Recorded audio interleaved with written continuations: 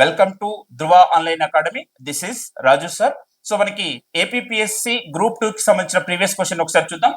భారత రాజ్యాంగంలోని ఏ article a ఒక్క వ్యక్తి అయినా ఒకే నేరానికి ఒకసారి కంటే ఎక్కువ శిక్షించబడదు అని చెప్తుంది అంటున్నాడు. Option A article 19, option B article 20, option C article 21, option D article 22 అని చెప్తున్నారు. సో వాస్తవానికి మనకి ఒకే నేరానికి ఒకే శిక్ష అనగా ద్వంద్వ శిక్షలను నిషేధించబడుతుంది అనేటువంటి దాని గురించి ఆర్టికల్ 20లో ఉంది. కాబట్టి ఆన్సర్ ఏంటిదంటే ఆప్షన్ బి అనేటువంటి తెలియజేస్తుంది. Option B article 20. So article 20 ఏం చెప్తుంది? సో మనకి ఒకే నేరానికి ఒకే శిక్ష అనేటువంటి దాన్ని తెలియజేస్తుంది. అదే విధంగా ఒక వ్యక్తిని అరెస్ట్ చేసినప్పుడు ప్రస్తుతం అమల్లో ఉన్నటువంటి చట్టానికి అనుగుణంగా మాత్రమే శిక్షించాలి. అదే విధంగా ఒకే నేరానికి ఒకే శిక్ష అనగా ద్వంద్వ శిక్షలను నిషేధిస్తుంది అనేటువంటి దాన్ని తెలియజేస్తుంది.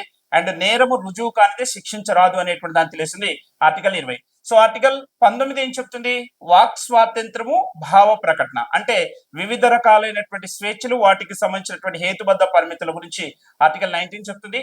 ఆర్టికల్ 21 జీవించే హక్కు గురించి, ఆర్టికల్ 22 అక్రమ అరెస్ట్ నిర్బంధం నుండి రక్షణ పొందేటువంటి హక్కు గురించి తెలిసింది. కాబట్టి ఇచ్చినటువంటి క్వశ్చన్ కి ఆన్సర్ ఏంటంటే ఆర్టికల్ 20 అని చెప్తున్నాం. రైట్.